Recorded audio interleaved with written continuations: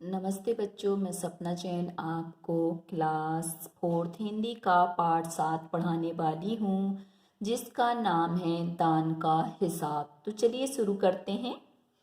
7 chapter दान का हिसाब। एक था राजा। राजा जी लक तक कपड़े पहनकर यूं तो हजारों रुपये खर्च करते रहते थे, पर दान के वक्त उनकी मुट्ठी बंद हो जाती थी। राजसभा में एक से एक नामी लोग आते रहते थे, लेकिन गरीब, दुखी, विद्वान, सज्जन इनमें से कोई भी नहीं आता था, क्योंकि वहां पर इनका बिल्कुल सत्कार नहीं होता था। एक बार उस देश में अकाल पड़ गया। पूर्वी सीमा के लोग भूखे प्यासे मरने लगे। राजा के पास खबर आई। वे बोले, यह तो भगवान की मार है, इसमें मेरा कोई हाथ नहीं है। लोगों ने कहा, महाराज, राज भंडार से हमारी सहायता करने की कृपा करें, जिससे हम लोग दूसरे देशों से अनाज खरीदकर अपनी जान बचा सकें।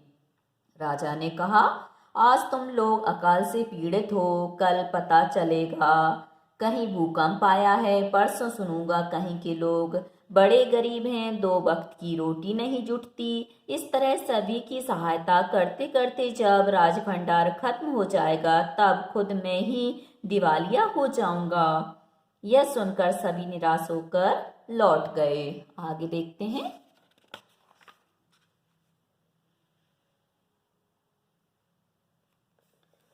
इधर अकाल का प्रकोप फैलता ही जा रहा था। न जाने रोज कितने ही लोग भूख से मरने लगे। लोग फिर राजा के पास पहुंचे। उन्होंने राजसभा में गुहार लगाई। गुहार मतलब पुकार की। दुहाई महाराज, आपसे ज्यादा कुछ नहीं चाहते, सिर्फ 10,000 रुपये हमें दे दें तो हम आधा पेट खाकर भी जिंदा रह जाएंगे। राजा ने कहा, 10,000 रुपये भी क्या तुम्हें बहुत कम लग रहे हैं? और उतने कष्ट से जीवित रहकर लाभ ही क्या है? एक व्यक्ति ने कहा, भगवान की कृपा से लाखों रुपए राजकोष में मौजूद हैं। जैसे धन का सागर हो, उसमें से एक आध लोटा ले लेने से महाराज का क्या नुकसान हो जाएगा? आगे देखते हैं। राजा ने कहा, राजकोष में अधिक धन है तो क्या उसे दोनों हाथों से लुटा दूं? एक अन्य व्यक्ति ने कहा, महल में प्रतिदिन हजारों रुपए इन सुगंधित वस्त्रों, मनोरंजन और महल की सजावट में खर्च होते हैं। यदि इन रुपयों में से ही थोड़ा सा धन जरूरतमंदों को मिल जाए तो उन दुखियों की जान बच जाएगी। यह सुनकर राजा को क्रोध आ गया। वह गुस्से से बोला, खुद भिखारी होकर मुझे उपदेश दे रहे हो? मेरा रुपया है, मैं चाहे उसे उबाल कर खाऊं, चाहे तल कर, मेरी मर्जी। तुम अगर इसी तरह बकवास करोगे तो मुश्किल में पड़ जाओगे। इसीलिए इसी वक्त तुम चुपचाप खिसक जाओ। राजा का क्रोध देखकर लोग वहां से चले गए। राजा हंसते हुए बोला, छोटे मुंह बड़ी बात। अगर 100-200 रुपये होते तो एक बार सोच भी सकता था। पहरेदारों की खुराक 2-4 दिन कम कर देता और यह रकम पूरी भी हो जाती, मगर 100-200 से इन लोगों का पेट नहीं भरेगा। एकदम 10,000 मांग बैठे। छोटे लोगों के कारण नाक में दम हो गया है। आगे देखते हैं। यह सुनकर वहां उपस्थित लोग हाँ हूं कह कर रह गए, मगर मन ही मन उन्होंने भी सोचा, राजा ने यह ठीक नहीं किया। जरूरतमंदों की सहायता करना तो राजा का कर्तव्य है। 2 दिन बाद न जाने कहां से एक बूढ़ा सन्यासी राजसभा में आया। उसने राजा को आशीर्वाद देते हुए कहा, दाता कर्ण महाराज, बड़ी दूर से आपकी प्रसिद्धि सुनकर आया हूँ। सन्यासी की इच्छा भी पूरी कर दें। अपनी प्रशंसा सुनकर राजा बोला, जरा पता तो चले तुम्हें क्या चाहिए? यदि थोड़ा कम मांगो तो शायद मिल भी जाए। सन्यासी ने कहा, मैं तो सन्यासी हूँ, मैं अधिक धन का क्या करूँगा? मैं राजकोष से 20 दिन तक बहुत मामूली भिक्षा प्रतिदिन लेना चाहता हूँ। मेरा भिक्षा लेने का नियम इस प्रकार है, मैं पहले दिन जो लेता हूँ दूसरे दिन उसका दुगना, फिर तीसरे दिन उसका तिगुना, फिर चौथे दिन तीसरे का तिगुना, इसी तरह से प्रतिदिन दुगना लेता जाता हूँ। भिक्षा लेने का मेरा यही तरीका है। राजा बोला, तरीका तो समझ गया, मगर पहले दिन कितना लेंगे, यही असली बात है। 2-4 रुपये से पेट भर जाए तो अच्छी बात है, मगर एकदम से 20-50 मांगने लगे तब तो 20 दिन में काफी बड़ी रकम हो जाएगी। आगे देखते हैं। सन्यासी ने हंसते हुए कहा, महाराज मैं लोभी नहीं हूँ, आज मुझे 1 रुपया दीजिए, फिर 20 दिन तक दुगने करके देते रहने का हुक्म दे दीजिए। यह सुनकर राजा, मंत्री और दरबारी सभी की जान में जान आई। राजा ने हुक्म दे दिया कि सन्यासी के कहे अनुसार 20 दिन तक राजकोष से उन्हें भिक्षा दी जाती रहे। सन्यासी राजा की जय जयकार करते हुए घर लौट गए।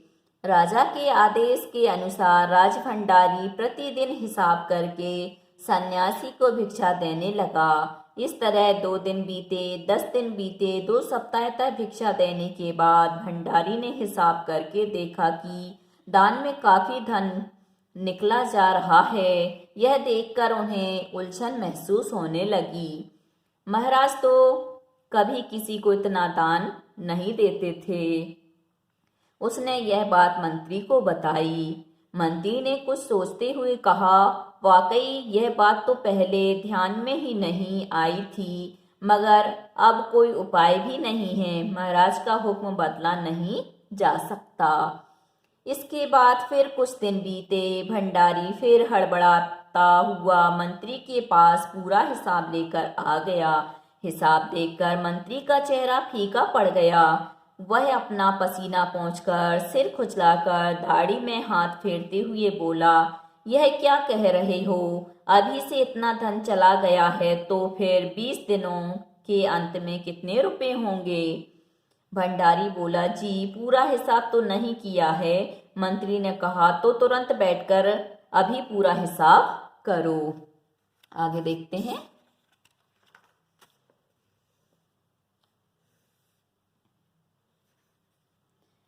भंडारी हिसाब करने बैठ गया। मंत्री महाशय अपने माथे पर बर्फ की पट्टी लगाकर तेजी से पंखा झलवाने लगे। कुछ ही देर में भंडारी ने पूरा हिसाब कर लिया। मंत्री ने पूछा, कुल मिलाकर कितना हुआ? भंडारी ने हाथ जोड़कर कहा, जी 10,48,575 रुपये। मंत्री गुस्से में बोला, मजाक कर रहे हो? यदि सन्यासी को इतने रुपए दे दिए गए तो राजकोष खाली हो जाएगा। भंडारी ने कहा, मजाक क्यों करूंगा, आप ही हिसाब देख लीजिए। यह कहकर उसने हिसाब का कागज मंत्री जी को दे दिया। हिसाब देखकर मंत्री जी को चक्कर आ गया। सभी उन्हें संभालकर बड़ी मुश्किलों से राजा के पास ले गए। राजा ने पूछा, क्या बात है? मंत्री बोले, महाराज राजकोष खाली होने जा रहा है। राजा ने पूछा, वह कैसे? मंत्री बोले, महाराज सन्यासी को आपने भिक्षा देने का हुक्म दिया है। आगे देखते हैं। मगर अब पता चला कि उन्होंने इस तरह राजकोष से करीब 10 लाख रुपए झटकने का उपाय कर लिया है। राजा ने गुस्से से कहा, मैंने इतने रुपए देने का आदेश तो नहीं दिया था, फिर इतने रुपए क्यों दिए जा रहे हैं? भंडारी को बुलाओ। मंत्री ने कहा, जी सब कुछ आपके हुक्म के अनुसार ही हुआ है, आप खुद ही दान का हिसाब देख लीजिए। राजा ने उसे एक बार देखा, 2 बार देखा, इसके बाद वह बेहोश हो गया। काफी कोशिशों के बाद उनके होश में आ जाने पर लोग सन्यासी को बुलाने दौड़े। सन्यासी के आते ही राजा रोते हुए उनके पैरों पर गिर पड़ा। बोला, दुहाई है सन्यासी महाराज, मुझे इस तरह जान माल से मत मारिए। जैसे भी हो एक समझौता करके मुझे वचन से मुक्त कर दीजिए। आगे देखते हैं।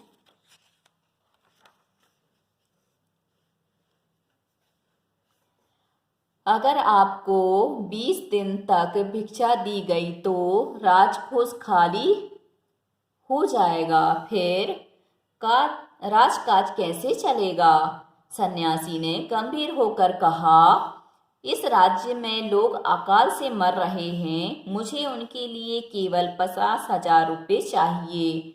वह रुपया मिलते ही मैं समझूंगा मुझे मेरी पूरी भिक्षा मिल गई है।